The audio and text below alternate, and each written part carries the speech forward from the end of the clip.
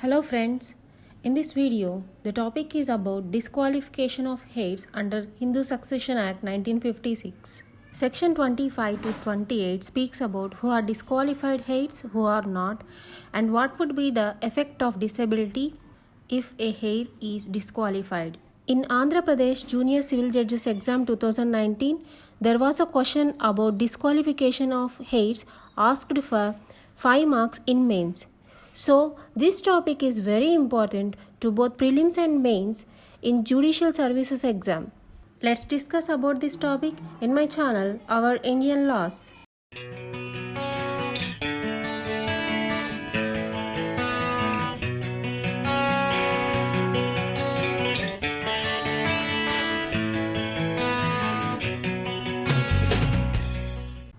According to section 25, a murderer is disqualified. A person who commits murder or abets the commission of murder is disqualified from inheriting the property of the person murdered or any other property he may become entitled to succeed by reason of furtherance of succession resulting from the murder. Here, not merely the disqualified heir could not take the property in inheritance, but he did not transmit any interest to his own heirs, as disqualified person was treated as having predeceased the propositors. However, if the disqualified heir proves his innocence subsequent to the opening of the inheritance, he could recover his share and divest the estate already vested in other heirs. In the case of Sita Ramaya versus Ramakrishnaya, the Supreme Court held that it is not necessary for the application of this section that the person disqualified should have been convicted of murder or abetment of murder. The disqualification will even apply if it is established in any subsequent proceedings that the person to be disqualified had committed or abetted the murder. In the case of Vellikannu versus R. Singa Perumal, the Supreme Court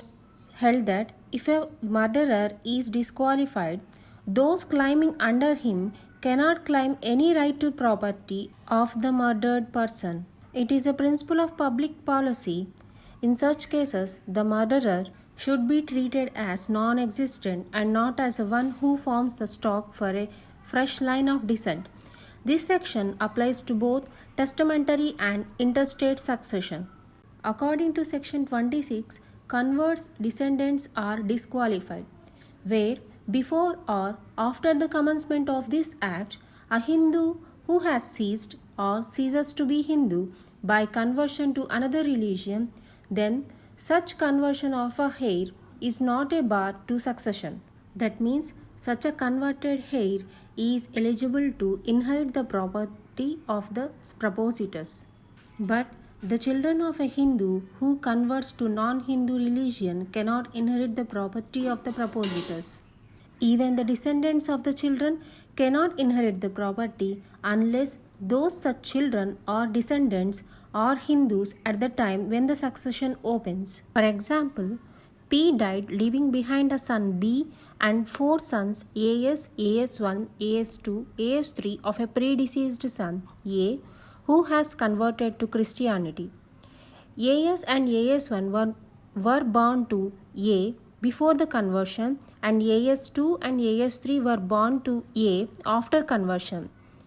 Here, B, AS and AS1 will inherit the property of P, and AS2 and AS3 will be excluded to inherit the property of P. Section 27 speaks about succession when heir is disqualified. If any person is disqualified from inheriting any property under this act, it shall devolve as if such person has died before the intestate. This section lays down the general rule relating to the effect of disability resulting from any of the causes mentioned in the group of sections, section 24 to 28, and is in accordance with the Hindu law that where a Hindu is disqualified, the next heir of the deceased succeeds as if the disqualified person had died before the intestate. Section 28 speaks about disease, defect, etc. not to disqualify. According to this section, any person should not be disqualified from succeeding to to any property on the ground of any disease, defect, or deformity, or save as provided in this Act on any other ground whatsoever. So, this section discards almost all the grounds which imposed exclusion from inheritance. It rules out disqualification on any ground except those expressly recognized by any provisions of the Act. So, this is all about disqualification of heirs that covers under section 25 to 28 of Hindu Succession Act 1956. And if you like my video, please comment, share and don't forget to subscribe. Thank you.